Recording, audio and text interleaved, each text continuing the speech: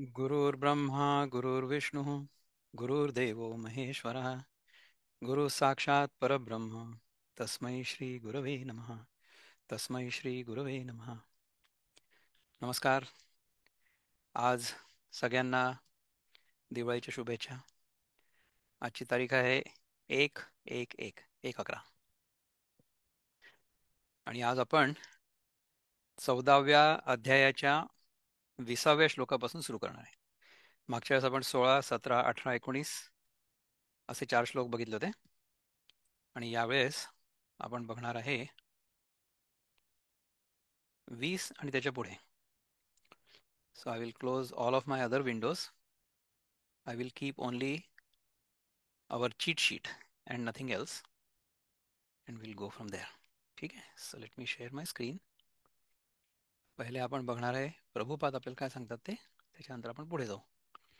20व्या श्लोकामध्ये म्हणतात, गुणानेतानतीत्यत्रीन देही देह समुद्भवान जन्म मृत्यू जरा दुःखैर विमुक्तो मृतमश्नुते. त्यामध्ये अर्थ काय आहे की Wien the embodied being is able to transcend these three modes associated with the material body, he can become free from birth, death, old age, and their distresses, and can enjoy nectar even in this life.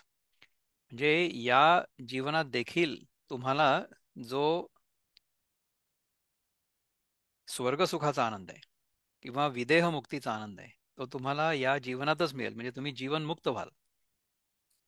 तुम्हाला हा देह सोडून जाण्याची गरज नाही. इथल्या इथेच तुम्हाला लक्षात येईल की तुम्ही या गुणांच्या पलीकडे आहात. हे गुण म्हणजे तुम्ही नाही आहे. तुम्हाला दुःख कशामुळे होत आहे? कारण की हे गुण म्हणजे तुमचं स्वरूप आहे असं तुम्ही चुकीने किंवा भ्रमामुळे मानलेलं आहे. हे गुण म्हणजे तुम्ही नाही आहात. हे गुण हे प्रकृतीमध्ये आहेत. तुम्ही याच्या पलीकडे आहात. देह कारण हे तीन गुण जायत निजो जन्म मृत्यू जरा दुःखी सोडिला मोक्ष गाठतो. देह कारण हे तीन गुण, ह्या तीन गुणांमुळे हा देह आहे. आणि हे जो कोणी तरुण जाईल याच्या पलीकडे जाईल. जन्म मृत्यू जरा म्हणजे म्हातारपण आणि दुःख, या सगळ्या गोष्टी चालल्या जातील. म्हणजे शरीर म्हातारं होणार नाही का? शरीर म्हातारं होईल. शरीर सोडून सुद्धा जाऊ आपण, परंतु शरीरासोबत आपण चिकटलेलं नाही राहणार. आणि हे जर आपल्याला जिवंतपणी जागृतावस्थेमध्येच लक्षात आलं तर किती चांगलं होईल. असं जर झालं, नथिंग लाईक इट. आपले बंधू किशोर कुलकर्णी काय म्हणतात बघूया याच्याबद्दल. किशोर कुलकर्णी म्हणतात, त्रिगुण उद्भवती शरीरापासून जीवात्मा जरी जाई ते लंघून जन्म मृत्यू जरा दुःखकारक त्यातून लाभे मुक्ती मोक्षदायक. त्रिगुण जरी उद्भवती आपल्या शरीरापासून तरी जीवात्मा ते लंघून जातो, हे पुढे जातो. लंघून म्हणजे पार करून. जन्म मृत्यू जरा दुःखकारक त्यातून लाभे मुक्ती मोक्षदायक. वृत्तबद्धामध्ये काय म्हणतात, असे ठाव जाती न गुणा शरीरी तया लंघुनी जातसे देहधारी पुनर्जन्म नाही जरा मृत्यू व्याधी असा जीव तो अमृतत्वास साधी. असे ठाव जातीन गुणा शरीरी त्याला लंघुनी जाते देहधारी. जेव्हा तो धारण करणार आहे तो चालला जातो त्याच्या पलीकडे. पुनर्जन्म नाही, म्हातारपण नाही, मृत्यू नाही, व्याधी नाही. शरीराला होतील त्या, परंतु परंतु मी हे शरीर नाही आहे हे मला कळेल.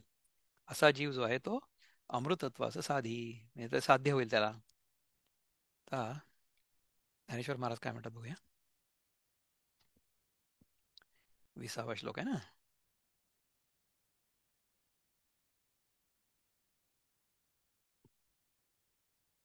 देहाला कारण असणाऱ्या या तीन गुणांच्या पलीकडे जाऊन जन्म मृत्यू जरा व इतर दुःख यांनी मुक्त होत जाता मनुष्य मोक्ष अमृतत्व पावतो. आता निर्गुण असे आणिक ते तो जाणे अचूक जे ज्ञाने केले टीक तयाची वरी.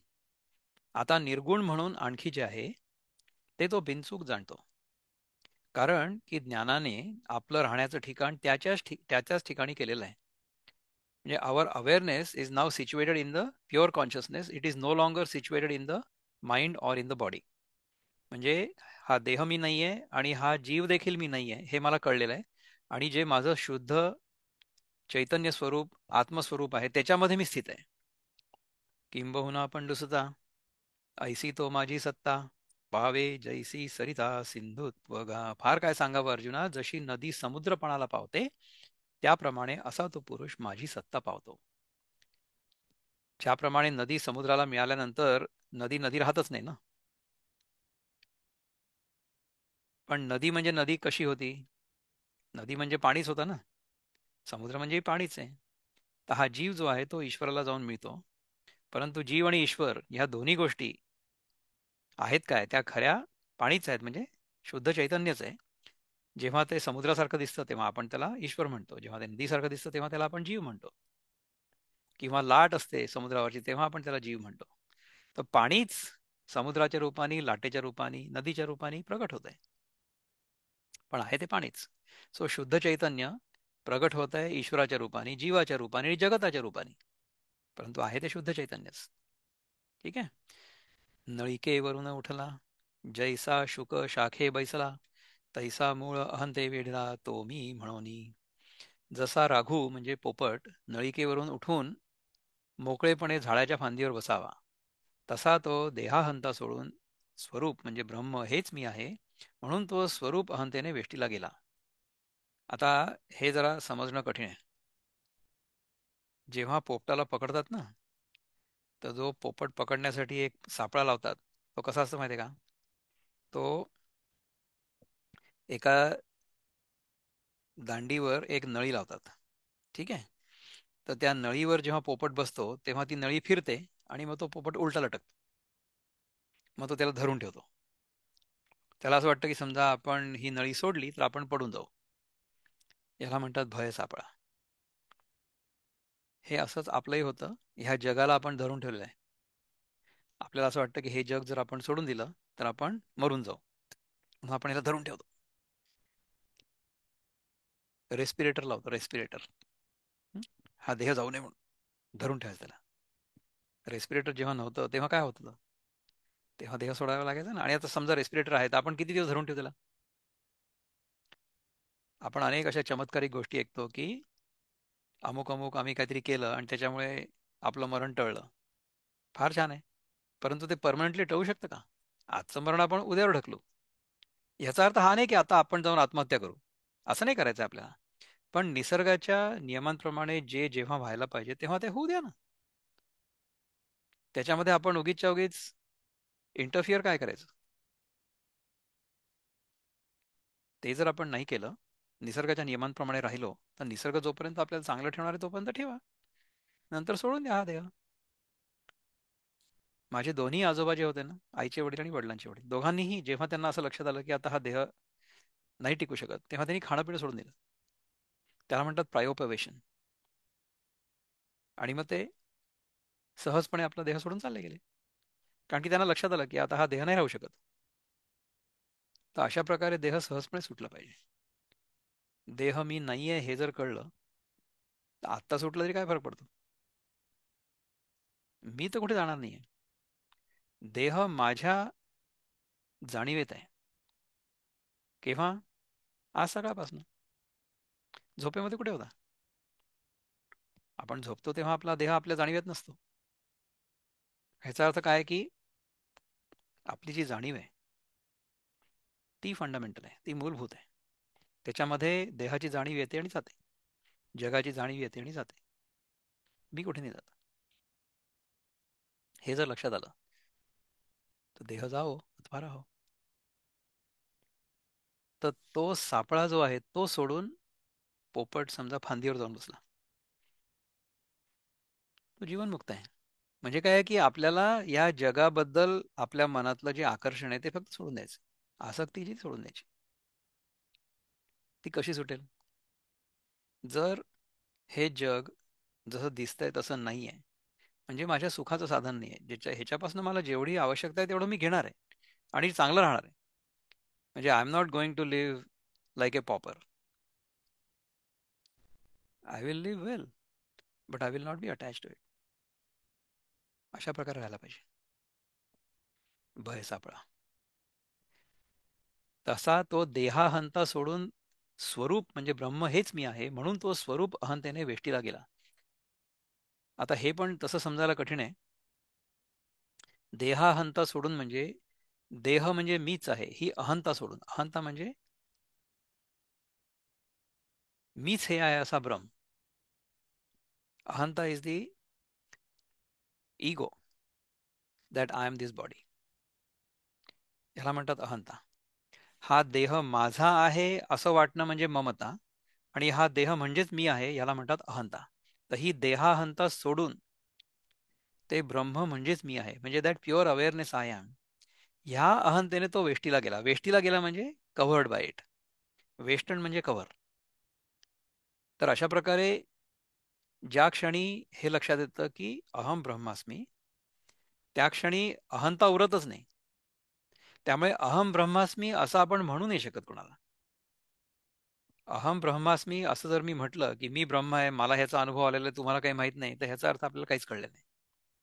अहम ब्रह्मास्मी असं म्हणण्यासाठी आपण म्हणणार कोणाला आहे? अहम ब्रह्मास्मी हा जर अनुभव आला तर तो म्हटलाच नाही जाऊ शकत. अहम ब्रह्मास्मी ही आपली आतली अवेअरनेस.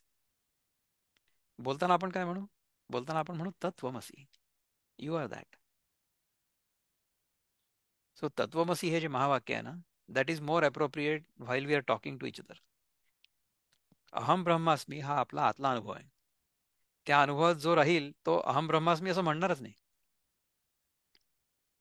कारण की म्हणणार कोणाला आहे? अहम ब्रह्मास्मी म्हणजे there is only one principle. There is only that one pure awareness. In that awareness there is no other. त्यामुळे there is no need to से.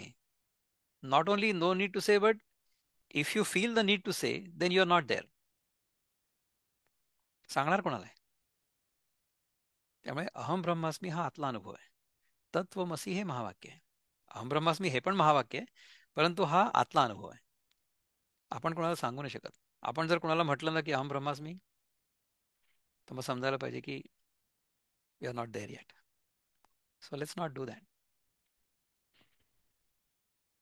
पण जर आपल्याला आतून तो अनुभव आला तर त्याच्यामध्ये मी किंवा माझं वेगळेपण, माझी अहंता उरणारच नाही. It becomes one with the infinite. अगा अज्ञानाची अनिदा, जो घोरत होता बदबदा, तो स्वस्वरूपी प्रबुद्धा चेईला की. अज्ञानरूपी निद्रेने जो बदबदा घोरत होता, तो हे शहाण्या अर्जुना आत्मस्वरूपी जागा झाला. पै बुद्धिभेदाचा आरिसा, तया हातोनी पडिला वीरेशा, म्हणोनी प्रतिमुखाभासा मुकला तो. अर्जुना, भेद प्रतीती हाच कोणी एक आरसा, तो त्याच्या हातून फुटून पडल्यामुळे तो पुरुष प्रतिबिंबाच्या जीवपणाच्या भासाला मुकला. म्हणजे आतापर्यंत आपण जे आपल्या अहंतारूपी आरशाला आपल्याला धरून ठेवलं होतं, आपण धरून ठेवलं त्याला. भेद प्रतीती हाच कोणी एक आरसा. भेद प्रतीती म्हणजे the mistaken notion of separateness. भेद प्रतीती, भेद म्हणजे सेपरेटनेस आणि प्रतीती म्हणजे मिस्टेकन नोशन किंवा अपिअरन्स. भेद प्रतीती म्हणजे अपिअरन्स ऑफ सेपरेटनेस. हा कोणी एक आरसा, हा त्याच्या हातून फुटून पडल्यामुळे तो पुरुष प्रतिबिंबाच्या जीवपणाच्या भासास मुकला. Now there is no other, there is no other at all. देहाभिमानाचा वारा आता वाजो ठेला वीरा, तै ऐक्य विची सागरा जीवेश आहे. हे तर अजिबात कळत नाही आपल्याला. ज्ञानेश्वरांची मराठी आपल्याला कोणाला कळते? मला तर बिलकुल कळत नाही. म्हणून तर आपल्याला हे ट्रान्सलेशन वाचायला लागतंय. तेही कळायला कठीण आहे म्हणून आपण त्याच्याबद्दल थोडासा विचार करतोय. राईट. हे वीरा, आता या पुरुषाच्या ठिकाणी जीवाचं जसं ईश्वराशी ऐक्य होतं, म्हणून मद्भावेसी प्राप्ती पाविजे तेणे सरिसी, वर्षाती आकाशी घनजात देवी. म्हणून त्या पुरुषाला लागलीच मदभावाची प्राप्ती होते. ज्याप्रमाणे पावसाळा संपल्यावर ढग आकाशरूप होतात, तेवी मी होऊनी निरुता, मग देहीची ये असता, नागवे देह संभूता गुणासी तो. त्याप्रमाणे वस्तुतः मद्रूप झाल्यावर मग जरी तो या देहात असला तरी तो देहाला उत्पन्न करणाऱ्या गुणांच्या तावडीत सापडत नाही. जो देहात जरी असला तरी सुद्धा तो गुणांच्या तावडीत नाही सापडत. जीवनमुक्तच आहे तो. जैसा भिंगाचे निघरे, दीप प्रकाशू नावरे, का न विझेची सागरे वडवा नळू. ज्याप्रमाणे अभ्रकाच्या कंदिलाने दिव्याचा प्रकाश आवरला जात नाही, अभ्रकाच्या कंदिलाने दिव्याचा प्रकाश आवरला जात नाही, कारण की तो तर आणखीन फाकेल ना. अभ्रक म्हणजे क्रिस्टल. अभ्रक म्हणजे त्याला हे पण म्हणतात, काय बरं म्हणतात, काहीतरी एक नाव आहे, आय फॉरगॉट द नेम. इंग्रजीमध्ये काय म्हणतात त्याला, कोणाला आठवत आहे का? अभ्रक म्हणजे काय? Or can somebody look it up? Let me see if I can. What does Afrak be? Abrak.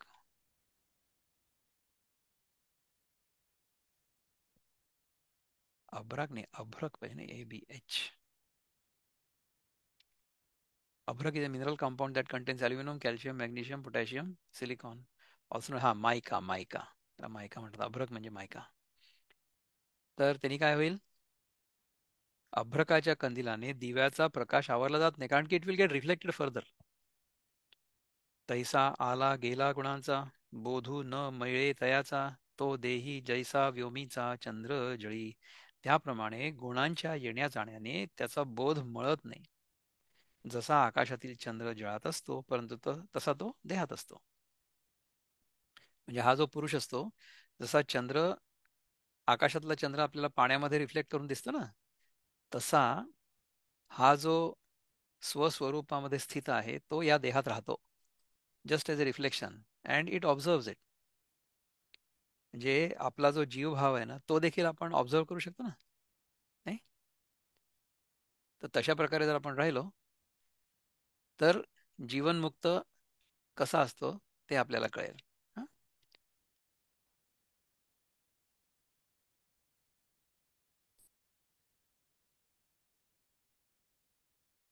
तिन्ही गुण आपुलालिये प्रौढी, देही नाचविती बागडी, तो पाहो ही न धाडी अहंते ते.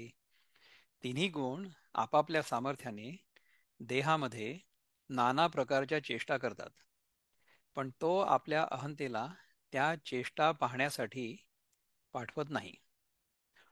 तिन्ही गुण आपापल्या सामर्थ्याने देहामध्ये नाना प्रकारच्या चेष्टा करतात, म्हणजे काय की गुणांच्या आधाराने आपल्या देहातून अनेक प्रकारची कर्म घडतील म्हणा, किंवा आपल्याला अनेक प्रकारचे अनुभव येतील, परंतु तो त्या आपल्या अहंतेला त्या चेष्टा पाहण्यासाठीही पाठवत नाही.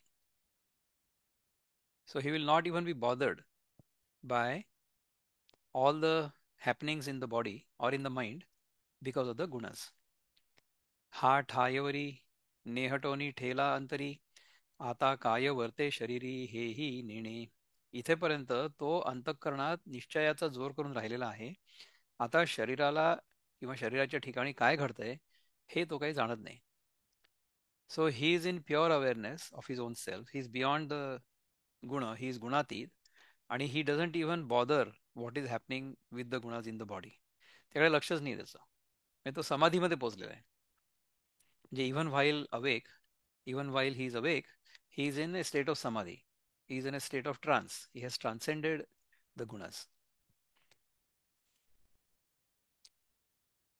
सांडुनी अंगीची खोळी, सर्प रिगालिया पाताळी, ते त्वचा कोण सांभाळी तैसे झाले. आपल्या अंगावरची कात टाकून सापाने बिळात प्रवेश केल्यानंतर ती त्याची कात कोणी सांभाळावी, तसं या पुरुषाच्या देहाचं झालेलं आहे. म्हणजे जिवंतपणीच देहाची अवेअरनेस चालली गेल्यामुळे, जसा साप कात टाकतो आणि मग बिळात जातो, त्याच्यानंतर त्या कातेचं काय होतं, त्या सापाला काही त्याचे कर्तव्य आहे का? काहीच नाही. तसंच हा जो साधक आहे, जो त्याच्या ब्रह्मस्वरूपापर्यंत पोहोचलेला आहे, त्याला या देहाशी काय होत आहे याच्याबद्दल काही घेणं असणार नाहीये. का सौरभ्य जीर्णू जैसा, आमोदो मिळोनी जाया आकाशा, माघारा कमळकोशा नये चितो. अथवा कमळातील सुवास परिपक्व झाल्यावर जसा तो सुवास आकाशात मिळून जातो, कमळामधला सुवास आकाशात मिळून जातो, आणि तो पुन्हा कमळाच्या फुलाकडे माघारी येत नाही, तो पुन्हा कमळाच्या फुलाकडे येत नाही, तो आकाशात विरघळून जातो. पै स्वरूप समरसे, ऐक्य गा झाले तैसे, तेथकी धर्म हे कैसे नेणे देह. अर्जुना, ब्रह्माशी ऐक्य पावल्यामुळे त्या पुरुषाची तशी स्थिती झाली आहे. तशा स्थितीत देहाचे धर्म काय आहेत आणि तो देह कसा आहे हे तो जाणत नाही. म्हणून जन्म जरा मरण इत्यादी जे साही गुण ते देहीचे ठेले कारण नाही तया. म्हणून जन्म, म्हातारपण आणि मरण इत्यादी देहाचे जे 6 गुण आहेत ते त्याच्या देहाच्या ठिकाणी राहिलेच नाही. ते त्याच्या देहाच्या ठिकाणीच राहिले. म्हणजे आणि त्याला तो आत्मस्वरूप असल्यामुळे त्यांचा काही एक संबंध राहिला नाही. घटाची खापरिया घटभंगी फेडिलिया महादाकाश अपैसया जालेची ऐसे. घट फुटल्यावर आणि घटाच्या खापऱ्या फेकून दिल्यावर जे ते घटाकाश आपोआपच महाकाश होतं. घटाकाश म्हणजे मडक्याच्या आतलं आकाश. ते तर आकाशच होतं ना. घट असतानाही ते आकाशच होतं. घट फुटल्यानंतर आणि त्याचे तुकडे फेकून दिल्यानंतर जे घटाकाश होतं ते महाकाशामध्ये विलीन झालं का? हा, ते आकाशच होतं. महाकाशामध्ये तो घट होता आणि त्या घटावर आपलं लक्ष होतं म्हणून घटातला आतला आकाश म्हणजे घटाकाश आहे असं आपल्याला वाटत होतं. तैसी देहबुद्धी जाये जे आपणपा आठोळ होय ते आन काही आहे तेव्हा चुनी. त्याप्रमाणे देहबुद्धी गेल्यावर ज्यावेळी आपल्याला आपल्या आत्मस्वरूपाचं स्मरण होतं तेव्हा आत्मस्वरूपा वाचून दुसरं काही आहे का? दॅट इज अद्वैत. So once we realize our own essential nature, only that remains. Our own individuality does not remain at all. There is no individual. There is only the infinite. येणे थोर बोधलेपणे तयासिका देही असणे म्हणून तो मी म्हणे गुणातीत. अशा थोर ज्ञानसंपन्नतेने युक्त असं त्याचं देहामध्ये असणं असतं म्हणून मी त्याला गुणातीत म्हणतो. यया देवाची बोला पार्थू अति सुखावला मेघे संबोखिला मोरू जैसा. जसा काही मेघांच्या गर्जनेने बोलावलेला मोर सुखावतो त्याप्रमाणे या देवाच्या भाषणाने अर्जुन अतिशय आनंदित झाला. जसा मोर आनंदित होतो मेघगर्जनेने तसा अर्जुन आनंदित झाला. आता ह्याच्यानंतर आता अर्जुन त्याला विचारणार आहे की हे प्रभो, या 3 गुणांच्या पलीकडे जो जातो तो कोणत्या लक्षणांनी ओळखावा, त्याचं आचरण कसं असतं, या 3 गुणांच्या पलीकडे तो कसा जातो, हा त्याचा प्रश्न असणार आहे.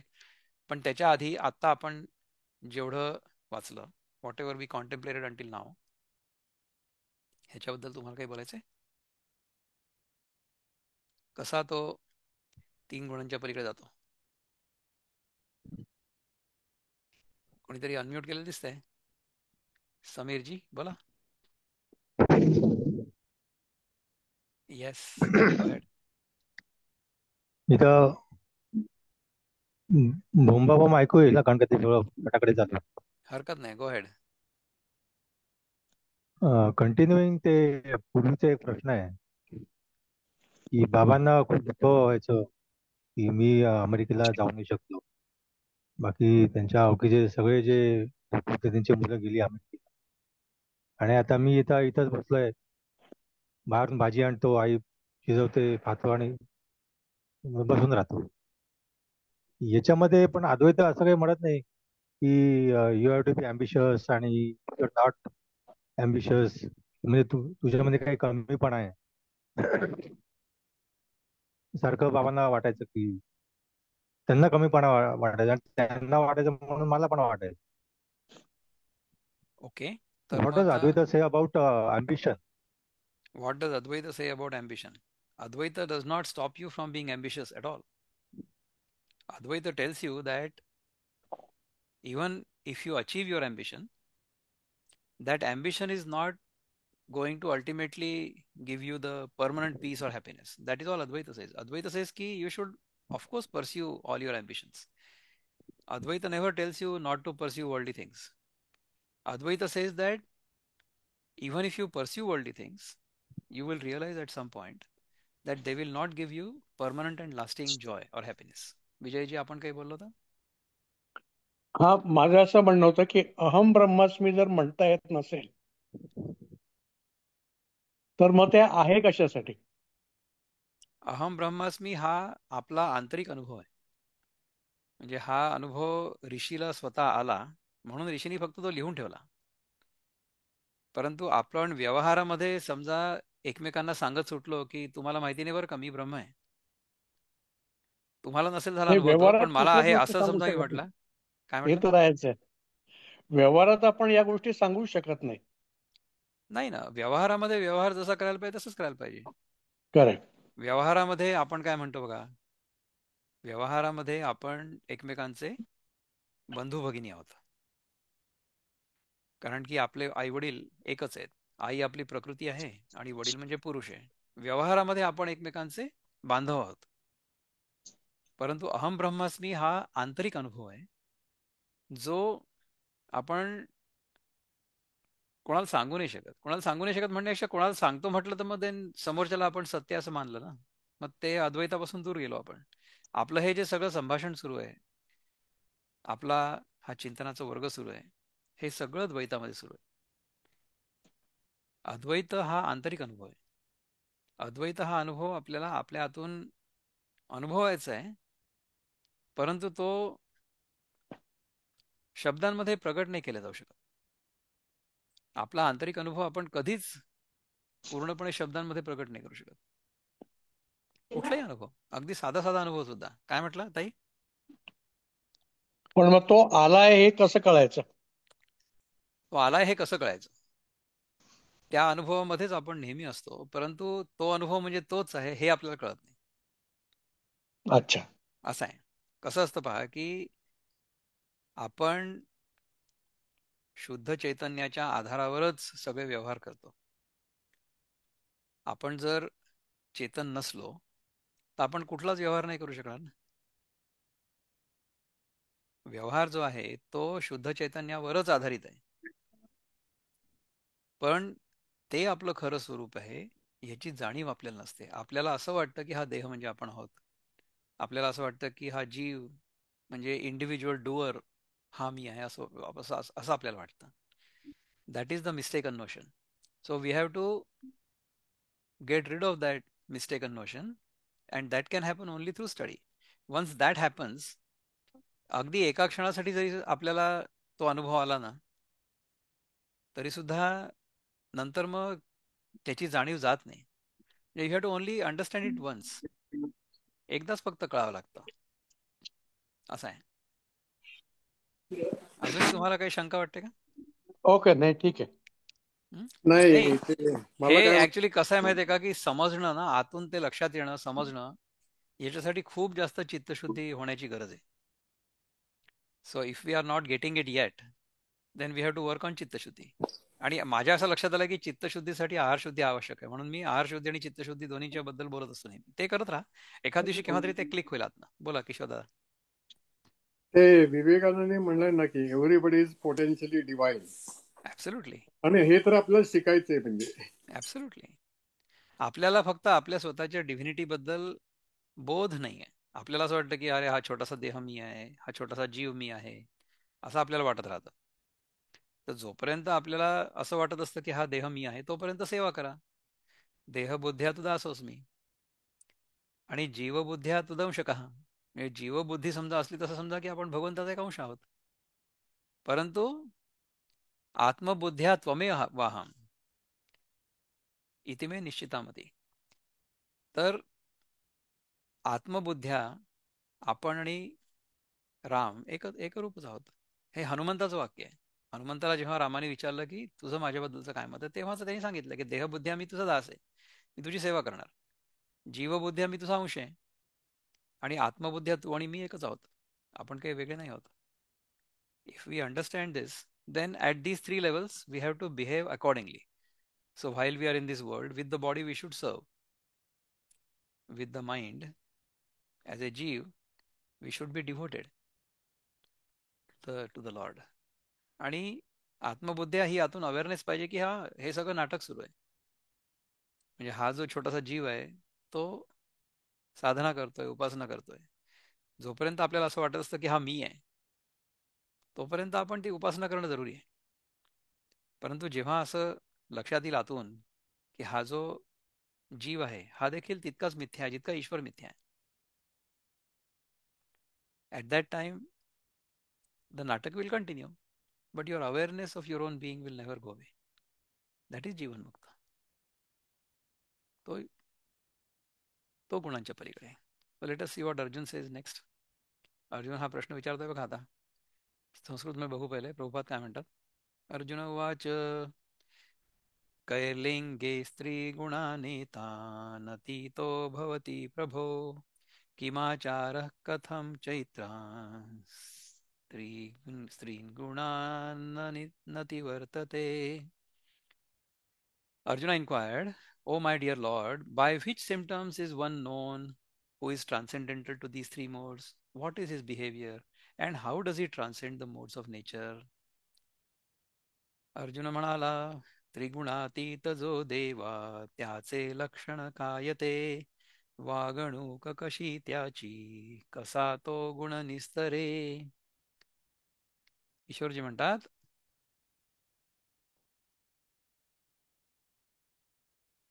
मग पार्थ विचारी भगवंतासी, कसे ओळखावे जीवात्म्यासी, लंघुनी तीन गुणासी जो जाय, त्याची चिन्हे काय कसे साध्य. तर हा कसा दिसेल, त्याची गुण त्याची लक्षणं आम्हाला सांगा.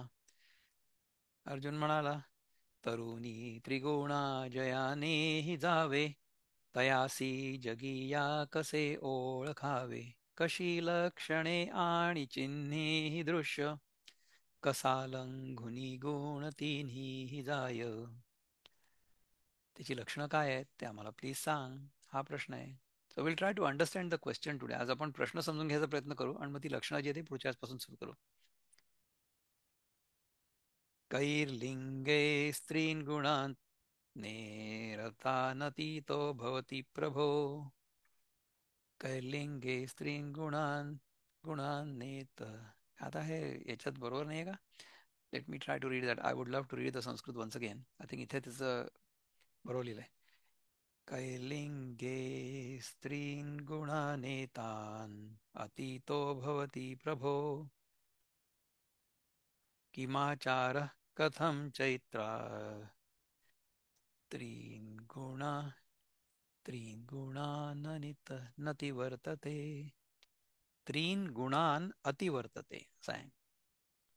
किम आचारः कथं चैतांस त्रीन् गुणान् अतिवर्तते. कसा तो वर्तन करतो ते आपण बघूया. अर्जुन म्हणाला, हे प्रभो, या तीन गुणांच्या पलीकडे जो जातो तो कोणत्या लक्षणांनी ओळखावा, त्याचं आचरण कसं असतं, या तीन गुणांच्या पलीकडे तो कसा जातो. तेणे तोषे वीरपुसे, जी कोणी चिन्हे तो दिसे, जया माझी वसे ऐसा बोधू. त्या संतोषाने वीर अर्जुन विचारू लागला की महाराज, ज्या पुरुषामध्ये असा बोध राहतो तो पुरुष कोणत्या लक्षणांनी ओळखला जातो. तो निर्गुण काय आचरे, कैसेनी गुण निस्तरे, हे सांगिजो माहेरे कृपे चिने. तो गुणातीत पुरुष कसा आचरण करतो, तो गुणांचं निवारण कसं करतो आणि कृपेचं माहेरघर आहात, आपण हे आम्हाला सांगावं. यया अर्जुनाची या प्रश्ना, तो षडगुणांचा राजा, तो षडगुणांचा राणा, परिहारू आकर्णा बोलतू असे. हा या अर्जुनाच्या प्रश्नावर तो ऐश्वर्यादी 6 गुणांचा राजा, भगवान म्हणजे ज्याला 6 गुण आहेत तो, ऐश्वर्यादी 6 गुण. भगवंताचे 6 गुण आहेत त्याच्यामध्ये ऐश्वर्य आहे, ज्ञान आहे, वीरता आहे, शांती आहे, अशा अनेक गुणांनी युक्त. नंतर संपन्न आहे. ऐश्वर्य म्हणजे संपन्नता. तो उत्तर देतोय, ऐका. म्हणे पार्था तुझी नवाई, हे येतुलेची पुससी काई, ते नामची तया पाही सत्य लटिके. श्रीकृष्ण म्हणाले, अर्जुना, तुझी प्रश्न करण्याची पद्धत अपूर्वच आहे. तो गुणातीत काय कर्म करतो आणि गुणातीत कसा तरुण जातो, हे एवढंच असंबद्ध काय विचारतोस. हे तुझं विचारणं खरं आहे की हे खरं आहे, खरं हे कसं खोटं आहे असं विचारण्यासारखं विसंगत आहे. श्रीकृष्ण म्हणाले की अर्जुना, तुझी प्रश्न करण्याची पद्धत अपूर्वच आहे. तो गुणातीत काय कर्मे करतो आणि गुणातीत कसा तरुण जातो. Is that valid question. तो गुणातीत कर्म करेल कधी, तो गुणातीत कधी तरुण जाईल. तो तर तरुण गेलेला आहे म्हणून तर त्याला गुणातीत म्हटलेलं आहे ना. गुणातीत तरुण थोडीच जाणार आहे. जो गुणातीत नाही आहे तो तरण्याचा प्रयत्न करणार आहे, तो तरुण जाणार आहे, नंतर तो गुणातीत होणार आहे. तो गुणातीत जो आहे तो न कधी बुडला होता, न कधी तरी तरला होता. तर गुणातीत कसा तरुण जातो हे एवढंच असंबद्ध आहे, म्हणजे इट इज इनव्हॅलिड, रिडिक्युलस. हे तुझं विचार म्हणजे खरं हे खोटं कसं आहे असं विचारण्यासारखं आहे, असं विसंगत आहे. गुणातीत जया नावे, तो गुणाधीन तरी नव्हे, ना होय तरी नांगवे गुणायया. हं? अर्जुनाचा प्रश्न विसंगत कसा आहे हे भगवान या ओळीत सांगतात. गुणातीत ज्याला म्हणतात तो गुणांच्या स्वाधीन तर नसतोच, अथवा तो जरी गुणात असला तरी तो गुणांच्या स्वाधीन होत नाही. मग तो तरुण जातो असं कसं काय म्हणणार आहे आपण? परी अधीन का नागवे, हेची कैसेनी जाणावे, गुणाची ये खरवे माझी रवरवे, गुणाची ये रवरवे माझी असता. या ओवीत अर्जुनांच्या प्रश्नाची दुरुस्ती करतात. पण तो गुणातीत पुरुष गुणांच्या गुंताळ्यात असताना तो गुणांच्या अधीन आहे किंवा तो गुणांच्या अधीन नाही हे कसं ओळखावं, हा खरा प्रश्न आहे. हा संदेह जरी वाहसी, तरी सुखे पुसो लाहसी, परिस आता तयासी रूप करू. हा संशय जर तुझ्या मनात असेल तर तुला तो प्रश्न सुखाने विचारता येईल. आता त्याचं स्पष्ट उत्तर आम्ही देतो, ते तू ऐक. आपण करूया या प्रश्नाचं उत्तर बघू आता. कारण किंवा तुम्हाला त्या प्रश्नावर थोडंसं कॉन्टेम्प्लेट करायचं आहे का? You want to contemplate on that question itself? तुम्हाला लक्षात आलं ना की हा प्रश्न कसा चुकीचा आहे? जो गुणातीत आहे तो कसा जाईल गुणांच्या पलीकडे? Go ahead Sameer. Once again coming to ambition and Advaita. Okay. आपल्याला देवाने अं, सा- 7 स्वर्ग आणि 7 नर्क दिलेले आहेत ओके. आणि एकच पृथ्वी दिलेली आहे. ओके. त्यांनी आपल्याला काही 15 पृथ्व्या दिलेल्या नाही. दिल्या असत्या तर बरं झालं असतं. बरेच बरेच प्रश्न सुटले असते. अच्छा. आता आपण ॲम्बिशन का होतो? कारण का पुढची पिढी जगायला पाहिजे ना. कारण का अति अद्वैत अद्वैत आपण करत बसलो आणि आपण सगळे जर वर गेलो तर मग पिढीच उरणार नाही. ओके. मग पिढी जगो म्हणून अँबिशन. आणि म्हणून मग ते नासा जे सायंटिस्ट आहेत ते नवीन पृथ्व्या च्या शोधात आहेत. इतकं टोकाला जायची गरज आहे का? आपलं जे वैदिक जे होतं की तर हा जे येईल नशिबात तसंच जगा.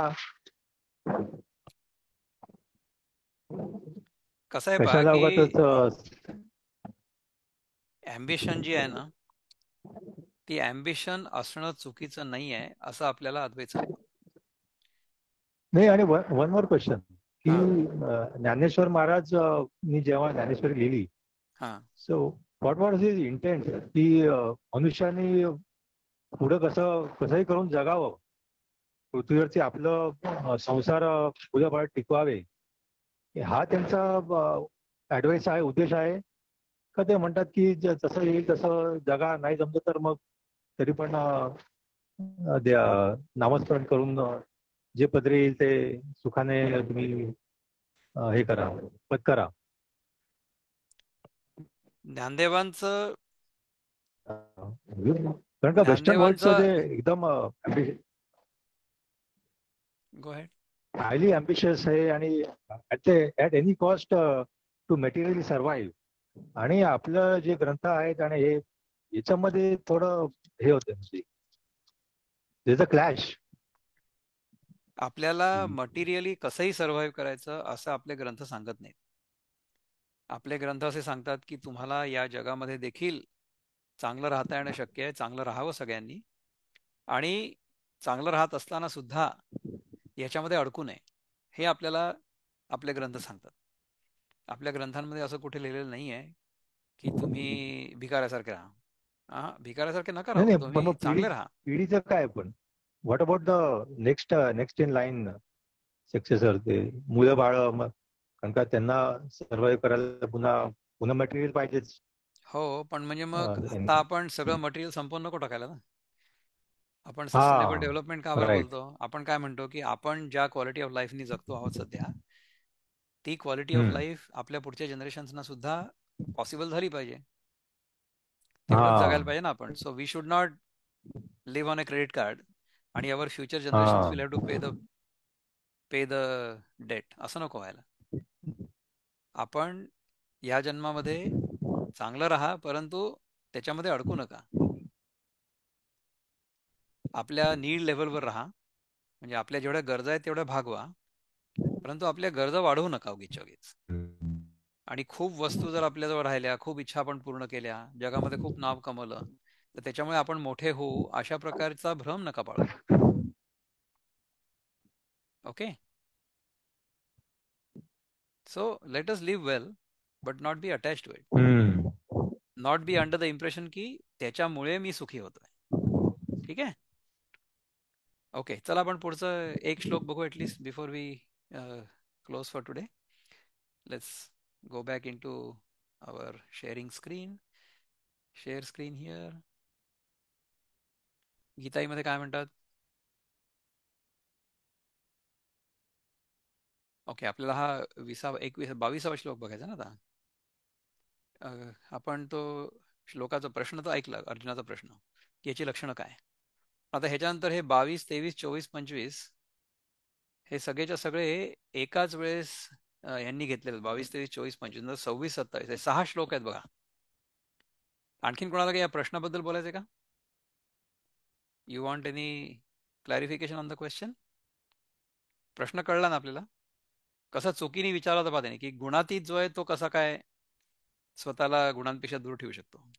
हा, ज्याला अजूनपर्यंत तो गुणातीत असण्याचा अनुभव झालेला नाहीये, तोच या गुणांमधनं कसा तरुण जाईल याचा विचार करायचा आपल्याला. गुणांमधनं जो तरुण गेलेला आहे तोच गुणातीत आहे ना, तर तो गुणांसोबत कसा डील करेल.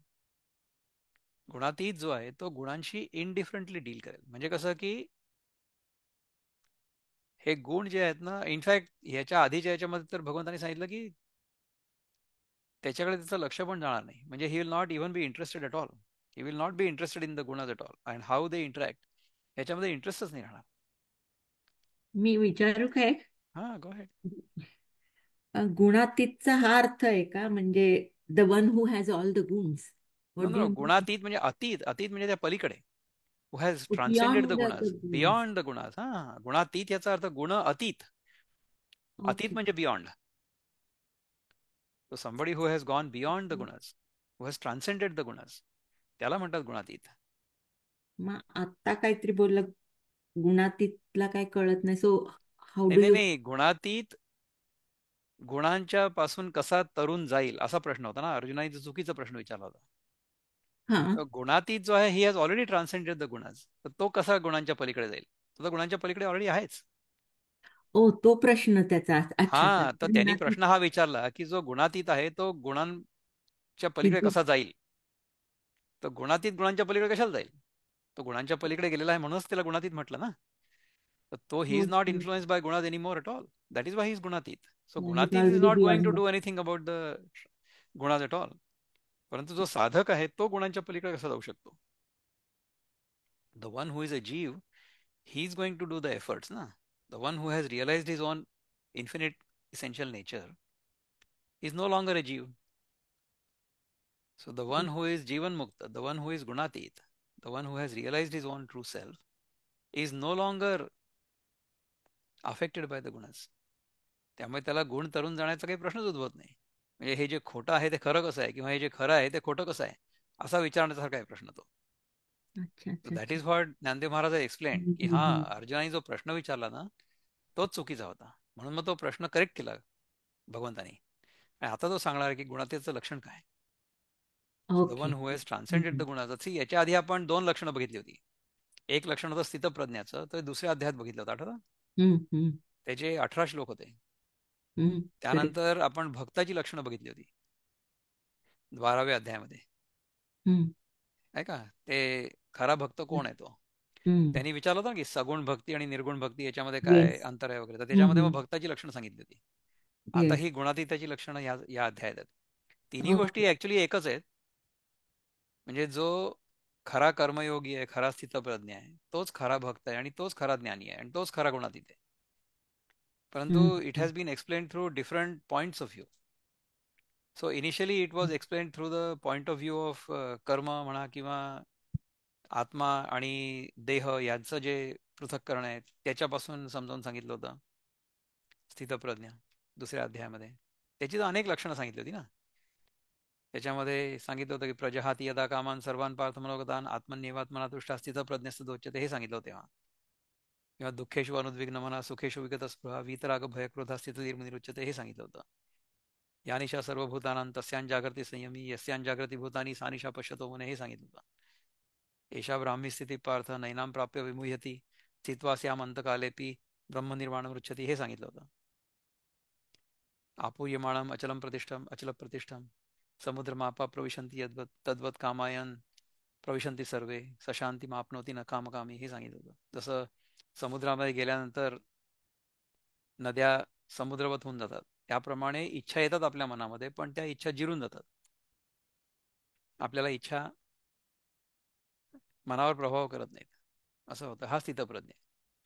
दुःखेशु अनुद्विग्न मना, दुःख आलं या या या या या असं आहे. Thank you So, thank you. असे 3 वेगळे वेगळे कॅरेक्टरिस्टिक्स म्हणजे वेगवेगळ्या दृष्टिकोनातून हे समजावून सांगण्याचा प्रयत्न केलाय. परफेक्ट. सो हा गुणातीताचा जो भाग आहे तो आता बघू भगवान काय म्हणतात. पण हे पुढच्या वेळेस घेऊ वाटलं, कारण की it's only 10 more minutes. I want to pay full attention to that. खूप जास्त केअरफुली ते शिकून घेण्यासारखं आहे. पण माणसाला कळतं का काय I am beyond all those goods? का दॅट आपलं इज जे खरं स्वरूप आहे ना, आपलं जे खरं स्वरूप आहे, आपलं जे आत्मस्वरूप आहे ते गुणांच्या पलीकडेच आहे. परंतु गुणांमध्ये आपण आहोत असं आपण अझ्युम करतो. We mistakenly imagine that I am this body and I am this mind, and the body and the mind are influenced by the gunas. जोपर्यंत आपल्याला असं वाटत राहतं की हा देह किंवा हे मन किंवा हा जीव म्हणजे मी आहे, इंडिव्हिज्युअल जीव, तोपर्यंत हे गुण कार्यरत राहतील. तोपर्यंत हा जो जीवात्मा आहे तो सत्वगुणी असेल, तमोगुणी असेल, रजोगुणी असेल, जीवात्मा, नॉट द शुद्ध चैतन्य. शुद्ध चैतन्य इज गुणातीत. So where am I right now? Am I thinking that I am the body? Then my body is going to be born, it is going to grow, it is going to decay, it is going to die. Body. Do I think that I am a jiva? मग काय होईल की मी हा देह धारण केलाय आत्ता, तो देह मी इथे ठेवून जाईन, मग दुसरा देह धारण करेन, आणि त्या देहामधनं मी आत्ता जे काही कर्म तयार केलेले असतील किंवा त्यांची फळं अजून मिळालेली नाहीत मला, ती फळं मी त्या देहामध्ये जाऊन भोगीन. हा जीव झाला. सो देर इज अ देह which is going to be only for this birth. हा देह या जन्मापुरता आहे. तर त्या देहामध्ये सुद्धा जन्म, वाढ आणि मग जरा आणि व्याधी आणि मृत्यू हे सगळं होत आहे. आणि जीव जो आहे तो हा देह टाकून दुसरा देह घेणार आहे. तर ह्या दोन्हींमध्ये दुःख आहे, कारण की जरा आणि व्याधी आणि मृत्यू ह्या तिन्ही गोष्टी दुःखदायक आहेत जर आपल्याला त्या नको असतील तर. पण त्या तिन्ही गोष्टी प्रकृतीमध्ये होणारच आहे, त्याला तुम्ही काहीच नाही करू शकत. प्रकृतीमध्ये विकृती होणारच आहे. जर तुम्ही प्रकृतीच्या नियमांप्रमाणे नाही राहिलात तर तुमच्या शरीरामध्ये विकृती आणि व्याधी होतीलच. आणि अगदी राहिला तरी सुद्धा मृत्यू तर होईलच ना. म्हणजे तुम्ही अगदी निरोगी राहिले शेवटपर्यंत, समज चांगदेव महाराजांसारखे 1400 वर्ष जरी जगले तरी सुद्धा देह जाईलच ना इव्हेंच्युअली. मरेपर्यंत देह निरोगी राहावा ही चांगली गोष्ट आहे, ह्याच्यामध्ये काही दुमत असण्याची गरज नाही आहे. समजा मरेपर्यंत माझा देह पूर्णपणे निरोगी राहिला, स्वस्थ राहिला, तर who is going to complain? Who doesn't want it? Everybody wants it. पण त्यांनी काय होईल माहिती आहे का? हे काय होतं की त्याच्यामुळे हा देह टिकून राहावा किंवा आपण टिकवून ठेवावा अशी इच्छा मनामध्ये राहते. ती जर राहिली तर मग हा देह तर आता टिकू शकत नाही, कारण की खूपच जर्जर झालेला आहे. त्यामुळे मग दुसऱ्या देहामध्ये जावं असं वाटतं. हे होतं. So we don't want to get stuck in our dehbhav. आणि जर स्वस्थ राहिला शेवटपर्यंत, चांगला राहिला, if you are healthy until the very end, मग then with this body we will try to enjoy the world. आपल्याला या देहातून जगामधल्या गोष्टींबद्दल आकर्षण कायम राहील.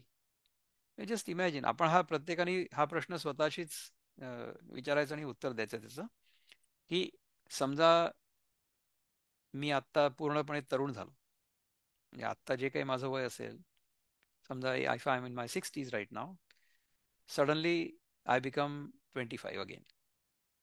Will I remain in the same attitude I am right now, की I will start enjoying the world again? हा प्रत्येकाने स्वतःला विचारण्याचा प्रश्न आहे हा. जोपर्यंत आपल्या मनामधनं त्या इच्छा जगामधल्या वस्तूंपासून सुख मिळवण्याच्या जात नाही, तोपर्यंत देह धारण करावाच लागेल. हा नाही तर पुढचा, पुढचा नाही तर त्याच्या पुढचा. The only way we can get out of this cycle of birth and death is by realising our essential nature. ते जर नाही झालं तर मग होत राहील. म्हणजे इव्हन चांगल्या इच्छा जरी राहिल्या मनामध्ये, तरी सुद्धा देह धारण करावा लागेल. मग पुढच्या जन्मी चांगला योग्याचा देह मिळेल, परंतु देह मिळेल किंवा घ्यावाच लागेल. मग काय, मग पुन्हा मरावं लागेल, म्हणजे मृत्यू येईल देहाला, देहांत होईल. तर त्याच्या वेदना ज्याचा देहांत होतो त्यालाच कळत असतील ना. तर त्या वेदना होऊ नयेत म्हणून आपण रोज शवासन करतो. कसं करायचं ते शिकतो. How to live this body painlessly. If we can practise it properly, then we should be able to leave the body painlessly when the time comes and never come back into this body. आणि ते तर तसंही जिवंतपणे realisation होणं शक्य आहे. ही जीवनमुक्त अवस्था आहे की माझी अवेअरनेस ही फक्त माझ्या देहापुरती मर्यादित नाही आहे. माझी जाणीव जी आहे त्या जाणीवेमध्ये सगळं जग आहे.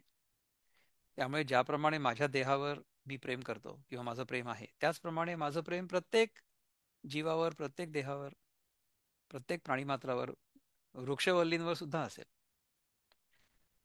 That is jivanmukti. त्याच्यामध्ये द्वेष व्हेरी नाहीये, गुड. त्याच्यामध्ये फक्त प्रेम भाव आहे. असं आहे, छान छान. असं आहे. तर हे कॉन्टेम्प्लेशन आहे आजचं दिवाळीचं आपलं, व्हेरी नाईस. थँक्यू. है ना. तो गुणातीत जो आहे तो प्रयत्न नाही करत. गुणातीत जो आहे तो तरुण नाही जात. जो तरुण गेलेला त्याला गुणातीत म्हणतात. At that awareness, in that awareness, there is no doer at all, there is no करता.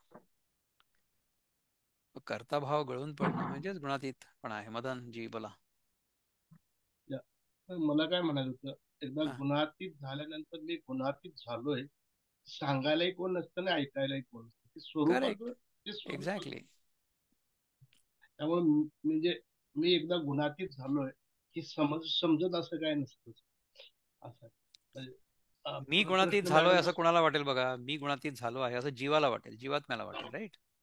तर हा जीवात्मा हा मिथ्या आहे, म्हणजे हा भासमान आहे, हे जेव्हा कळतं आपल्याला आतून, तेव्हा मी गुणातीत आहे असं तो सांगायला तो जीवात्मा उरणारच नाही ना.